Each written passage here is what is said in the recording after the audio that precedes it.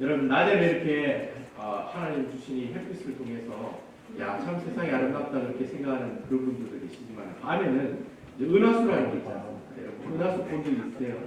저는 그 고등학교 3학년, 고등학교 2학년 때였던 것 같아요. 그때 교회 수련회를 가서 제가 이 거창의 수련회를 갔거든요. 교회가 거창에 가서 이 거창이 또 얼마나 처음이지 않습니까?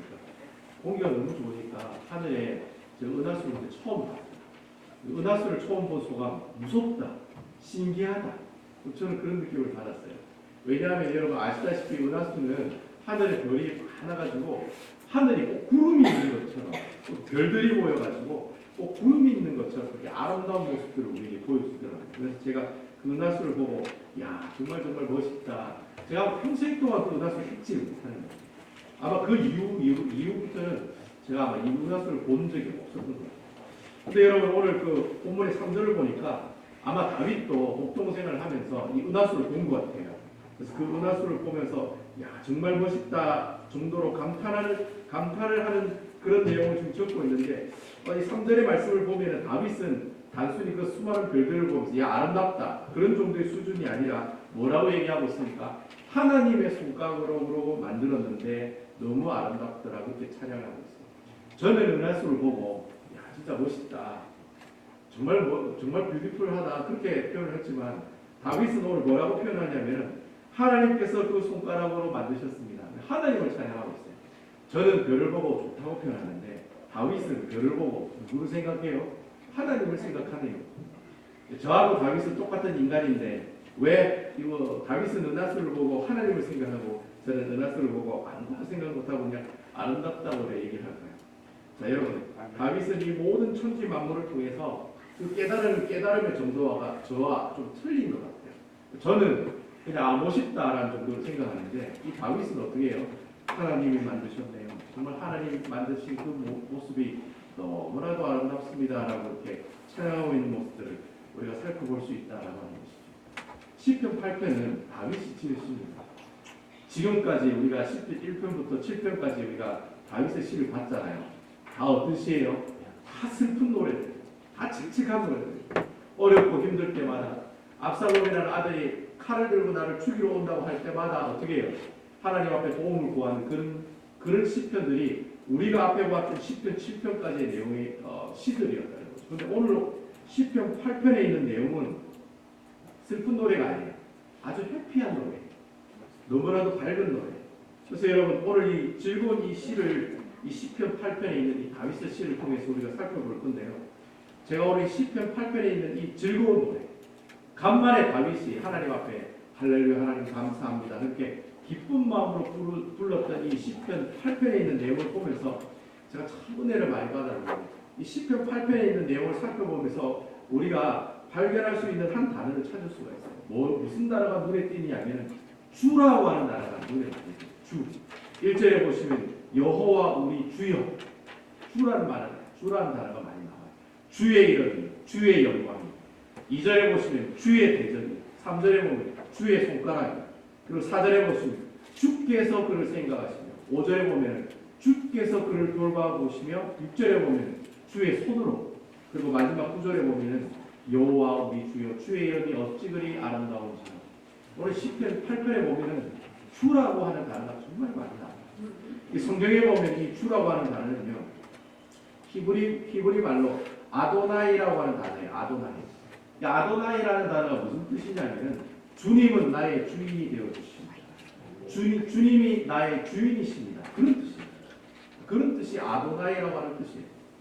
여러분 이 주라는 표현을 이 다윗이 많이 썼다는 말이 무슨 말이냐면 내 삶의 주인은 내가 아니고 누구예요? 하나님이십니다. 아주 중요한 내용이 이 주라고 하는 단어 안에 포함이 되어 있다. 내가 내 인생을 살아가지만 내 삶을 좌지우지하시는 분이 누구냐? 내가 아니고 누구예요? 하나님이시라. 바로 여러분들도 잘 알다시피 다윗은 단순히 어려울 때 주님을 찾지 않았죠. 어려울 때도 주님을 찾고 또 어떨 때도 주님 찾아요.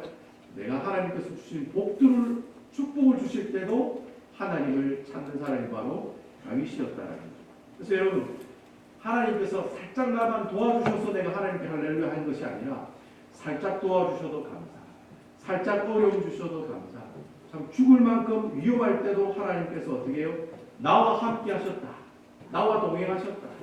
내 인생을 좌지우지하신 분은 누구이시다? 여호와 하나님이시다. 그 사실을 가지고 살아갔던 사람이 누구냐? 다윗이다. 다윗은 한결같은 사람. 화장실 들어갈 때하고 화장실 나올 때 마음이 틀리잖아요. 들어갈 때는 급하고 사정이 급하고 이런데 나오고 나면 어떻게 해요? 내가 화장실 들어가기 전에 그 감정을 다 잊어버리잖아. 근데 다윗은 화장실 들어갈 때나 화장실 나올 때는 그 마음이 통일한 사람이 바로 다윗이었다.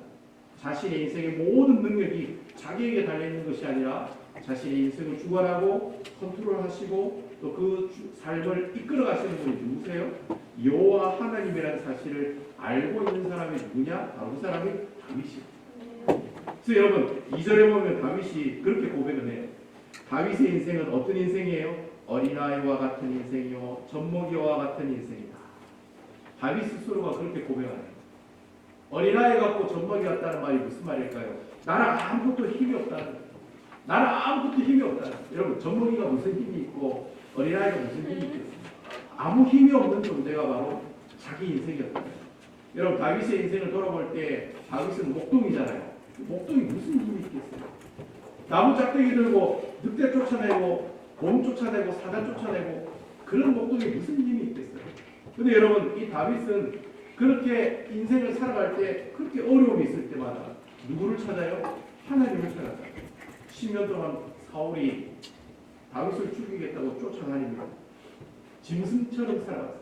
10년 동안 사울이 다윗을 죽이겠다고 쫓아다닐 때도 다윗은 짐승처럼 살아갔어요. 그런데 그 짐승처럼 살아가는 그 모습이 자기의 모습을 봤을 때는 하나님의 말씀을 통해서 봤을 때는 어떻게 해요? 어린아이 같고 또 젖먹이에 불과한 인간이라고 다윗이 고백하고 있다는 거예요. 내가 어렵고 힘들 때 누가 나를 도와주세요? 아버지와 같은 나의 보디가드와 같은 누가 도와주세요? 여 하나님 나를 도와주셨다. 하나님의 입장에서 보면 나는 어떤 사람이에요? 젖먹이와도 같은 사람. 그리고 어떤 사람이 어린아이와도 같은 존재가 바로 나다라고 지금 이렇게 다윗이 고백하고 있다는 겁니다.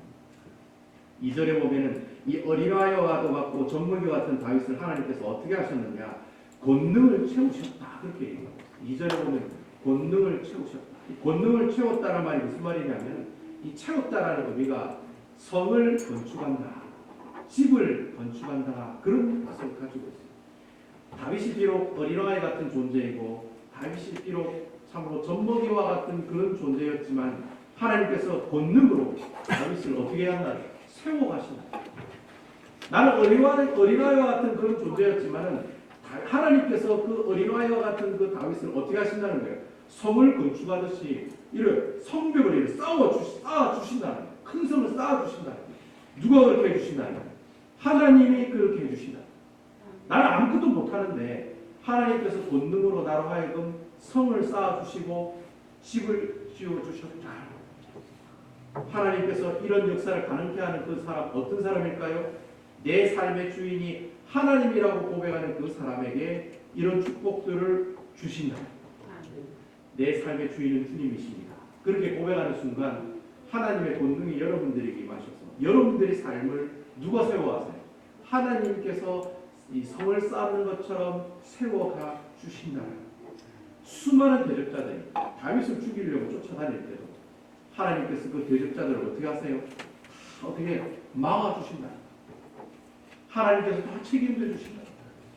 내가 인생을 살아가면서 하나님이 내 삶의 주인입니다. 내 삶을 주관하십니다. 내 인생을 책임져 주십니다. 라고 믿는 그 사람에게 하나님께서 어떻게 주신다는 거예요? 축복해 주신다. 내가 내 인생을 사는 게 아니에요. 하나님이 내 인생을 책임져 주시고 하나님이 내 인생을 이끌어 가신다라고. 여러분 인생을 살아가면서 남에게 자존심 상한 말 들으면 기분 나쁘잖아. 니까짓 게 뭔데? 니까짓 게 뭔데 그렇게? 그래 얘기하면 여러분 기분이 나빠요? 안 나빠요? 기분 나쁘죠? 여러분 아무도 기분이 안 나쁘신 것 같은데 저는 그런 얘기 들으면 기분이 나빠요. 목사가 네가 뭔데? 네가 뭔데? 이런 얘기 들으면 기분이 나쁘죠. 그렇게 얘기하지 말라고 해도 그렇게 얘기하면 자존심 상하죠. 근데 여러분, 니까짓게 뭔데라는 그 단어 안에 보면은 그 내용 안에 뭐가 있냐면은 아주 이기적인 표현들이 많이 포함되어 있어요. 자기가 왕이고, 자기가 주인이고, 자기가 최고고, 자기가 잘났다라고 하는 생각이 니까짓게 뭔데라는 표현 안에 다 포함이 됩니다. 여러분, 내 인생의 주인이 내기 때문에 나를 공격하면 당연히 화가 나는 거예요. 내 인생의 주인이 나다라고 생각하면 누가 나를 니까짓게 뭔데라고 공격하면 당연히 화를 내는 거예요. 그래, 나는 누구다. 니는 뭐 잘났다. 니는 그래, 그 뭐 잘하는 게 있나. 그렇게 화를 내면서 상대방에게 대하게 된다. 여러분, 우리가 다 그렇게 살잖아요. 목사인 저도 그래 살고 여러분들도 그래 살잖아요. 살아가다 보면 내 인생, 내 삶의 주인이 나다라고 생각하는 그 순간부터 누가 여러분들에게 니까짓게 뭔데라고 물으면 상처를 받고 상처받은 그 사람을 공격하기도 하고 비난하기도 하고 욕하기도 하고 그런 게 바로 우리 삶의 모습들이라고 하는 거죠. 근데 여러분, 사절에 보면은 다윗이 누군가가 그렇게 얘기했던 것 같아요. 니까짓게 뭔데? 니까짓게 뭔데 네가 이스라엘의 왕이 된다고 그렇게 얘기했을 때 다윗이 뭐라고 얘기하느냐? 여러분, 사절에 한번 보세요. 다윗이 그렇게 고백합니다.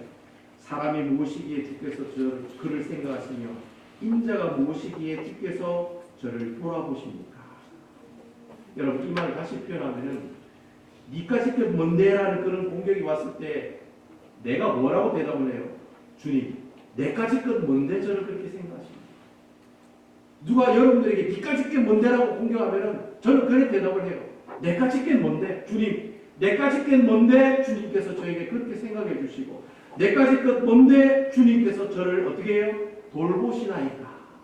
여러분, 돌보시나이까라는 이 돌보시나이까라는 뜻이 뭐냐면 주님께서 방문하신다는 뜻이에요. 큰 왕이 종의 집에 방문한다는 뜻이 돌보시나이까라는 의미예요.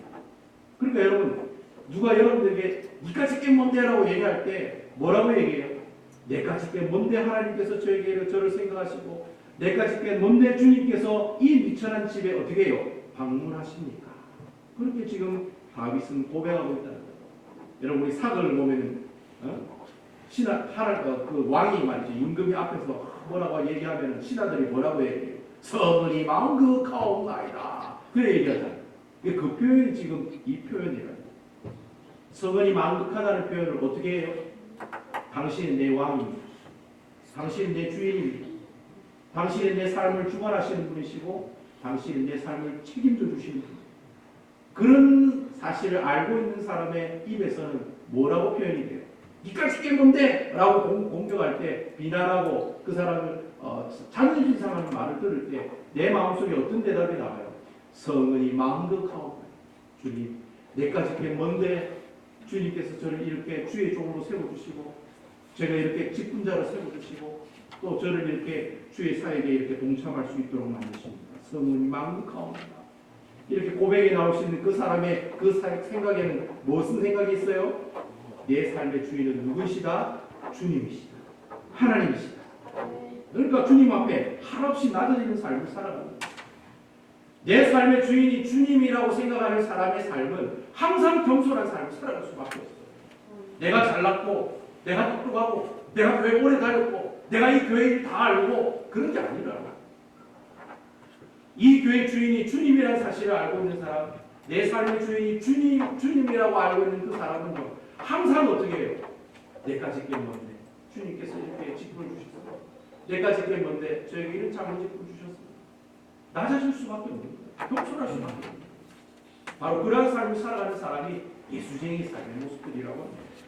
여러분, 우리가 이러한 모습을 다윗에게도 살펴볼 수가 있지만 신약에 보면 사도 바울 선생을 통해서도 살펴볼 수가 있잖아요. 여러분, 고린도전서 15장 8절에서 9절에 보면은 사도 바울 선생이 고린도 교회에게 자신을 소개할 때 그렇게 소개해요. 어떻게 얘기하냐면 맨 나중에 만삭되지 못하여 난 자 같은 내게도 보이셨느니라. 나는 사도 중에 가장 작은데라. 나는 하나님의 교회를 박해하였으므로 사도와 칭함받기를 감당하지 못할 자니라. 사도 바울 선생이 고린도 교회에 자기를 소개할 때 뭐라고 얘기하냐면 나는 팔삭동여와 같은 사람입니다. 저는 정말 사도 중에 제일 빡빡입니다. 사도들 중에 제일 마지막에 있는 사람입니다. 라고 이렇게 고백하고 있다. 그렇게 고백하면서 10절에 가면 사도 바울이 뭐라고 고백합니까? 그러나 내가 나 된 것은 누구의 은혜다? 하나님의 은혜입니다. 그래 고백하고 있다. 여러분 사도 바울 선생이 진짜 사도 바울 선생이 못난 사람입니까? 사도 바울 선생이 정말 사도들의 계열 중에 제일 마지막에 있는 사람입니까? 아니라는 거 여러분 잘 아시잖아요.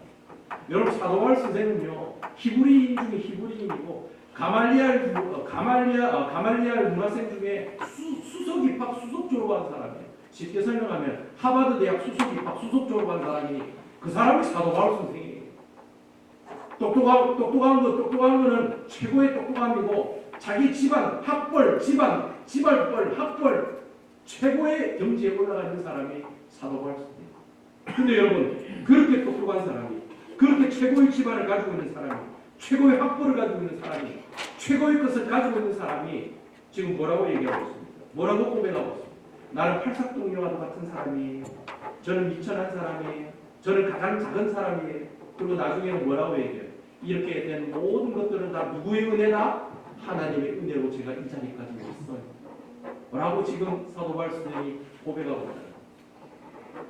여러분 팔삭동이 여러분 혹시 자녀들 중에 팔삭동이 있으세요? 네? 저는 이제 둘째 딸이 팔삭동이에요. 태어나자마자 인큐베이터 안에 들어갔어요. 저는 알아요. 팔삭동이가 어떤 그런 어떤 모습이 있는지. 여러분 참 애가 태어났는데 시커멓게 태어나가지고 요만한데 시커멓게 태어나가지고 의사가 그러는 거예요. 빨리 태어났으니까 인큐베이터에 들어가야 된다. 근데 팔삭동이와 같은 그 미숙아로 태어난 사람이라고 고백하고 있는 사람이 바로 사도 바울 선생이라는 거예요. 여러분 그가 이렇게 고백하고 있는 그 고백의 그 내용에 무슨 의미를 담고 있나요? 바로 내 인생의 주인은 누구다? 주님이라는 거예요. 사도 바울 선생이 그걸 안 거예요. 나는 정말 팔삭동이와도 같은 미천한 사람인데 하나님의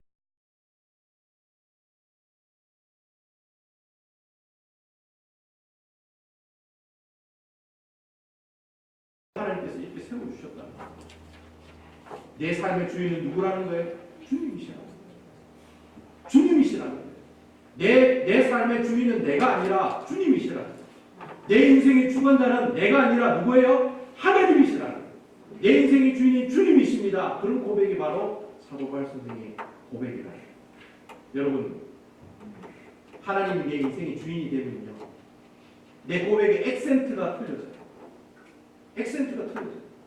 내 삶의 무게중심이 틀려져요. 여러분 만약에 내 인생의 주인이 나면은 아마 우리는 이렇게 고백할 거예요. 오늘 성경에 있는 이 사전에 있는 말씀을 가지고 내 인생의 주인이 나다라고 생각하는 사람은 이렇게 고백할 거예요. 사람이 무엇이기에 주께서 그를 생각하십니까? 인자가 무엇이기에 주께서 그를 돌보시나요? 사람과 인자의 강조를 합니다. 내 인생이 내가 주인이라고 생각하는 사람은요 액센트를 사람에게 둔다는 거예요. 사람이 무엇이기에 주께서 저에게 그를 생각하십니까? 인자가 무엇이기에 주께서 그를 돌보십니까? 내 인생의 주인이라고 생각하는 사람은 그렇게 아마 고백할 거예요. 내가 이런데 내가 이런 사람인데 내가 중심이 되고 내가 액센트를 갈 거라고. 근데 여러분 내 인생의 주인님이라고 생각하는 사람은 액센트가 뒤에 가요. 사람이 무엇이기에 주께서 그를 생각하시고 인자가 무엇이기에 주께서 그를 돌보시나요? 내 인생의 주인이 주님이라고 생각하는 사람은요 이 고백 한마디에도 액센트가 틀린다니까요. 사람이 무엇이기에 주께서 그를 생각하시고 인자가 무엇이기에 주께서 저를 돌보십니다. 저를 방문하십니까? 내 인생의 주인이 주님이 되면은 주님이 내 인생의 액센트가 됩니다. 예수님이 내 삶의 액센트가 됩니다. 내가 이렇게 했습니다가 아니라 주님이 그리 하셨습니다. 나는 그냥 바지 핫바리처럼 그냥 주님 따라간 겁니다. 그냥 저는 따라가니까 이래 됐습니다. 그렇게 얘기합니다. 여러분 옛날에 말이죠. 옛날에 그 주일학교 최고로 많이 나오는 교회가 부산의 수구교회라는 곳이 있어요. 그리고 그 당시에 어른이 최고로 많이 나오는 교회가 여의도 순복음교회였어요. 조영기 목사님 계시는 여의도 수목원교회. 근데 이 조영기 목사님이랑 주일학교가 가장 많이 나오는 교회가 부산 서부교회라는 곳이었는데 주일학교 학생이 12,000명이 나왔어요. 12,000명. 지금도 아마 몇천 명이 나와요. 부산에 가면요 지하철 타시면 서부교회역이라고 있어요. 대신동 서대신동역 다음에 서부교회역이라고 있어요. 그만큼 유명한 교회예요. 서부교회라는 곳이. 근데 그 서부교회 담임 목사님이 백영희 목사님이세요. 지금 돌아가셨지만. 근데 그 주일학교 최고로 많이 나오는 그 백영희 목사님이랑 그 당시에 성도가 60만 명이 세계 최대의 어린들이 모이는 그 교회 목사님이 조영기 목사님 두 분이 만나셨어요. 만나셔서 무슨 얘기 했을까요? 백영희 목사님 먼저 물었대요. 조영기 목사님 먼저 물었대요.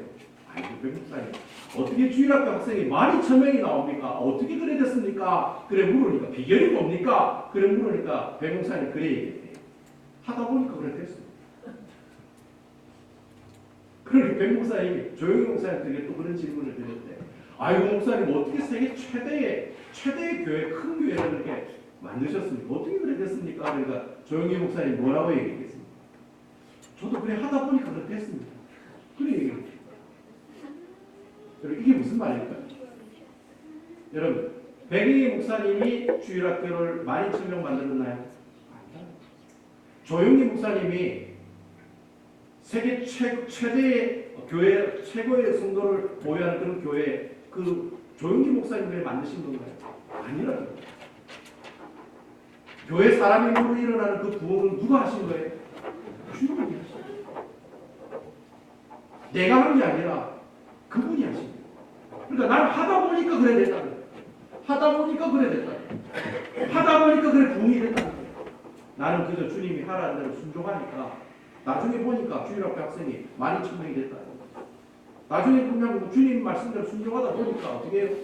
어른이 60만 명이 나오는 세계 최고의 교회가 됐다.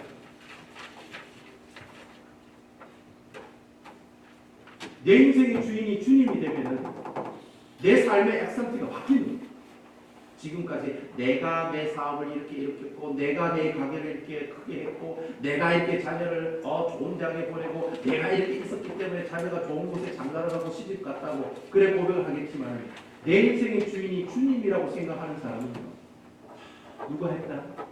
주님이 하셨습니다. 주님이 왜 하셨습니까? 주님이 가게를 이렇게 크게 하셨고요. 주님이 우리 좋은 배우자 만나서 장가가게 하셨고 주님께서 함께 하셔서 내 자녀를 이렇게 하나님께서 크게 좋은 곳으로 보내주셨습니다. 그렇게 고백합니다. 주님이 내 인생의 주인이 되시면 그때부터 내가 행복해집니다. 내 인생의 주인이 나다라고 생각하는 그 순간부터 불행이 시작됩니다. 여러분 내 인생의 액센트를 나에게 주지 마세요. 주님한테 액센트를.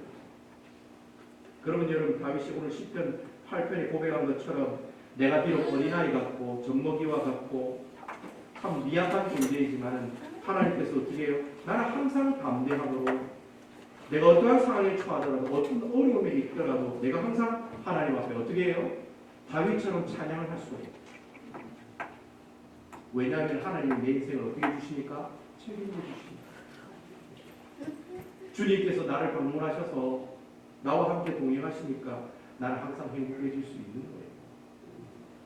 여러분 트럼프 대통령이 우리 집에 방문하면 난리 날까요? 난리 안 날까요? 난리 나죠. 예? 572 그린웨이 DR 포트밀 사우스캐롤라이나 우리 집에 트럼프가 나타나면은 온 방송국에 있는 모든 방송국 기자들이 다 어떻게 카메라 들고 다 우리 집에 오거든요. 왜요? 대통령이 우리 집에 오니까 뭐 때문에 오는 거 싶어가지고 다 올 거예요. 마찬가지예요, 여러분. 내 인생에, 내 집안에, 내 가정에, 내 직장에, 내 교회, 이 베나리 교회 주님이 방문하시면 어떻게 될까요? 그때부터 끝납니다. 그때부터 다 모든 문제가 다 해결이 되는 거예요. 내가 주인이 되면 안 돼요. 누가 주인이 돼야 돼요? 주님이 주인이 돼야 된다. 저는 이렇게 여러분들의 삶의 인생의 액센트를 주님에게 두셔가지고 행복하게 살아가신 여러분들이 되었으면 좋겠어요. 그리고 오늘 두 번째로 하나님께서 이 시편을 통해 주시는 영적인 교훈이 그거예요. 하나님이 내 인생의 주인이 되시면 분명히 하나님께서 내게 할 일을 주신다. 주님이 내 인생의 주인입니다 라고 고백하는 그 사람에게 하나님께서 뭘 주세요? 일거리를 준다. 그때부터 일거리를 주십니다. 이것을 다른 말로 뭐라고 얘기해요? 사명이라고 해요. 사명. 하나님이 내게 명령하신 일을 사명이라고 해요. 여러분 5절과 6절에 보십시오. 하나님께서 뭐라고 얘기하고 있습니까? 그를 하나님보다 조금 못하게 하시고 영화와 종기로 관을 씌우셨나이다. 주의 손으로 만드신 것을 다스리게 하시고. 내 인생의 주인이 하나님이라고 생각하는 사람에게 하나님께서 뭐라고 얘기하세요? 내가 이 모든 천지 만물을 다스릴 수 있도록 뭘 주시겠다? 권능을 주시겠다. 권능을 주시겠다. 권능을 주시고 종교에 관을 씌워주셔가지고 네가 하나님의 일을 할 수 있도록 만들어주겠다는 거예요. 내가 만들어가는 게 아니라 누가 만들어주세요?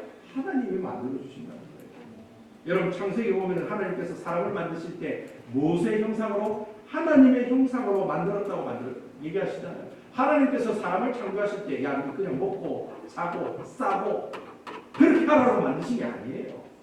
네? 그냥 여러분 먹고 자고 싸고 여러분 일 나가시고 돈 벌어오시고 잘 먹고 잘 살고 그러라고 하나님께서 여러분들을 만드신 게 아니라는 거예요. 하나님께서 뭐 때문에 여러분을 만드셨을까요? 창세기 1장 28절에 보면 나오잖아요. 하나님 그들에게 복을 주시며 그들에게 이르시되 생육하고 번성하여 땅에 충만하라. 땅을 정복하라. 바다의 물고기와 하늘의 새와 땅에 움직이는 모든 생물을 어떻게 하리라? 다스리라. 하나님의 사람을 만드실 때요. 여러분만 잘 먹고 잘 살아라고 만드신 게 아니에요. 하나님 나라가 이 땅에 충만할 수 있도록 싸우고 다스리고 그것을 지켜나가라고 하나님께서 말씀하셨다. 이 말을 다르게 말하면 하나님 우리를 만드시기에 우리에게 뭘 주세요? 일거리를 주셨다. 사명을 주셨다. 여러분 이런 내용을 성경에는 뭐라고 얘기하고 있느냐면 여러분 성경이 여러분들을 그렇게 표현하고 있잖아요. 고린도전서 3장 16절에 보시면 너희는 너희가 하나님의 성전인 것과 하나님의 성령이 너희 안에 계시다는 것을 알지 못하느냐.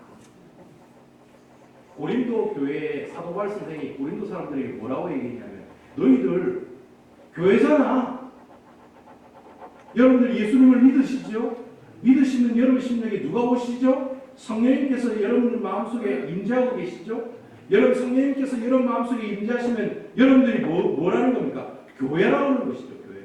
그럼 여러분 내가 예수 믿는 것으로 예수님께서 성령님께서 내 심령에 거하시면 내가 교회가 됐어요. 그럼 교회가 되면 교회는 뭘 해야 됩니까? 그냥 여러분 단순히 와가지고 예배드리고 헌금드리고 밥 드시고 찬양하고 성경 공부하다가 돌아가는 게 그게 교회입니까? 물론 교회가 하는 이런 일들도 해요. 하지만 여러분 내 마음속에 예수님이 오셔서 여러분들이 각자가 다 교회가 되셨으면 그리고 여러분들 오셔가지고 이 교회 예배드리며 하나님 앞에 교회 생활 하실 때는 교회가 하는 진짜 일은 뭐냐면 교회가 하는 진짜 일이 뭐예요? 예수 그리스도의 십자가의 복음을 다른 사람들이 증거하는 거예요. 전하는 거예요. 성경을 말하기로 교회의 시작이 어디서부터 시작됐다고 얘기합니까? 오순절 마가의 다락방에 뭐가 임해요? 성령님께서 임하시면서 교회가 시작되었다고 얘기하고 있어요. 왜 오순절 마가의 다락방에 성령이 임했느냐? 이유가 뭐냐? 여러분 사도행전 1장 8절에 그 이유가 나와 있어요. 오직 성령이 너에게 임하시면 너희가 권능을 받고 온 예루살렘과 온 유대와 사마리아 땅끝까지 무엇이 되리라? 내 증인이 되리라. 여러분 심령 가운데 성령님께서 임하시고 여러분들이 교회가 되셨잖아요. 교회가 되셨으면 그 교회가 하는 그 일이 뭐예요? 주님의 증인이 되는 것이 바로 교회가 하는 일이랍니다. 성령이 내게 임했다. 그럼 내가 교회가 되었다. 교회가 되었으면 나만 잘 먹고 잘 사는 것이 아니라는 거예요. 이 땅에 주님의 증인으로 살라고 예수님의 십자가의 복음을 사람들에게 전하고 얘기하라고 니만 그 십자가 복음을 알고 있는 것이 아니라 다른 사람들에게도 그 복음을 어떻게 해요? 얘기하고 전하라고 여러분들의 심령 가운데 성령님께서 임하셨다. 그러니까 여러분 내 인생의 주인이 주님이라고 고백하는 그 사람은요 항상 내가 가지고 있는 사명이 무엇인지를 알고 있는 사람이라는 거예요. 그냥 난 예수님 믿었으니까 막 교회 와가지고 예배만 드리고 음악 띵 내고 뭐 교회 청소 좀 하다가 좀 수다 좀 떨다가 그냥 집에가 돌아가서 내 맘대로 내 뜻대로 사는 게 그게 신앙생활이 아니라는 거예요. 내 삶의 주인이 주님이라고 알고 있는 사람은 주님이 내게 주신 일이 뭔지를 알고 있는 사람이라는 거예요. 그러니까 여러분, 성경은 여러분들 보고 교회라고 하니까 여러분, 교회들끼리 싸워야 돼요, 안 싸워야 돼요? 아무도 얘기 안 하시네요. 이러면 안 되는데 교회끼리 싸워야 돼요, 안 싸워야 돼요? 안 싸워야 되죠. 교회가 하는 일은 교회끼리 싸우는 일이 아니라 교회가 하는 일은 뭐예요? 십자가의 복음을 사람들에게 어떻게 해요? 증거하는 거죠. 교회가 교회를 비난하고 무시하고 교회를 공격하라고 하나님께서 여러분의 심령 속에 거하시는 게 아니라는 거예요. 교회 주인이 나라고 생각하는 그 순간부터 어떤 마음이 들까요? 니까지 게 뭔데? 그렇게 생각합니다. 교회를 비판하고 사람을 비난하고 사람을 공격하고 사람을 무시하고, 하지만 교회 주인이 주님이라고 믿는 사람은요, 니까지 게 뭔데라는 표현이 뭐라고 바뀌어요? 내까지 게 뭔데라는 표현으로 바뀐다는 거예요. 내까지 게 뭔데 주께서 저를 생각하시고 내까지 게 뭔데 주님께서 우리 집을 방문하십니까? 저를 돌봐주십니까? 주님이 내 주인이 되시면 내가 한없이 겸손할 수밖에 없는 거예요. 모든 사람들이 다 교회이기 때문에 교회를 대하는 나의 모습들은 겸손할 수밖에 없는 거예요. 내 인생의 주님이 주인이 되어주시면 내가 한없이 하나님 앞에 희생할 수밖에 없는 거예요. 내 주머니가 열리는 거예요. 어떻게 하면 내가 몸무게라도 하나님 내가 이 교회를 위해 헌신할 수 있을까? 내가 어떻게 봉사할 수 있을까? 어떻게 도울 수 있을까? 그 생각밖에 안 한다는 거예요. 예수님이 내 인생의 주인이 되어주실 때, 이 베다니 교회 주인이 주님이 되어주실 때, 그때 그런 생각들을 하게 되고 그렇게 하나님 앞에 주의 사역들을 감당하게 됩니다. 저는 여러분들에게 이런 놀라운 인생의 삶의 변화가, 이러한 삶의 변화가 있었으면 좋겠어요. 니까지 게 뭔데가 아니라 내까지 게 뭔데, 낮아지고 겸손한 모습으로 그 사람을 섬기고 도와주고 기도해주고 울어주고 손잡아주고, 그게 바로 예수님을 나의 주인으로 모시고 사는 사람의 모습이에요. 그게 바로 사명자의 모습이에요. 여러분, 베다니 교회에 존재하는 목적이 뭘까요? 사람이 많아지는 게 우리의 목적이 아니에요. 절대 오해하시고 착각하시면 안 돼요. 베다니 교회 존재의 목적은 여기 사람들이 꽉꽉 차가지고 밀어 터져가지고 막 2부, 3부, 4부, 5부, 6부 예배드리고 교회를 다 부사가지고 옆에 막 넓혀가지고 막 옆에 있는 남북교회보다 엄청나게 더 큰 교회를 지어가지고 사람들 막 빽빽하게 들어서는 게, 그게 교회의 존재의 목적이 아니라는 거예요. 베다니 교회 존재의 목적이 뭐냐? 십자가의 복음을 들고 많은 사람들에게 복음을 전하는 그런 증인이 많아지는 교회가 하나님께서 기뻐하시는 거예요. 교회 사람이 많아지는 게 주님의 목적이 아니라 예수님을 전하는 사람들이 많아지는 것이 주님의 목적이라는 거예요. 그래서 여러분, 예수님이 이끄시는 교회는 부흥하는 교회가 아니에요. 예수님이 이끄시는 교회는 십자가의 복음을 증가하는 사람들이 많아지는 교회가, 그게 예수님이 이끄시는 교회예요. 저는 오늘 여러분들에게 이 질문을 다시 한번 드리고 싶어요. 내 인생의 주인이 누구이십니까? 여러분들의 삶의 액센트가 어디에 있습니까? 나입니까? 아니면 주님이십니까? 저는 오늘 여러분들 자신들에게 이런 질문을 던져보라고 권면해봅니다. 내 인생의 액센트가 주님에게 있는지 아니면 나에게 있는지, 나는 정말 지금 사명자로 살고 있는 건지 아니면 내 인생만 잘 먹고 잘 살면 돼, 그런 생각을 가지고 살아가고 있는지, 저는 여러분들이 이런 질문들을 통해서 여러분들의 삶이 조금이라도 변했으면 좋겠어요.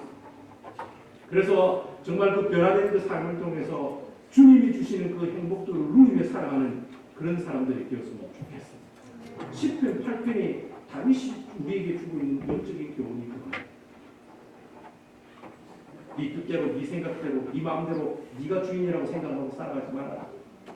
네까지 것이라고 생각하고 살아가지 마라. 내까지 게 뭔데 주님께서 저에게 은혜를 주셨습니다. 제가 이제 모든 인생의 주인은 주님이시라고 고백하며 살아가겠습니다. 그 사람의 사명은 무엇입니까? 예수 그리스도의 십자가의 복음을 사람들에게 잘 전하는 것. 그것이 여러분들이 할 일입니다. 그렇게 함으로 해서 여러분들이 누리시는 그런 놀라운 축복들, 행복함의 모습들을 경험하셔서 내가 이제 살았더니 하나님께서 이렇게 행복해 주셨습니다. 라고 고백하고 있는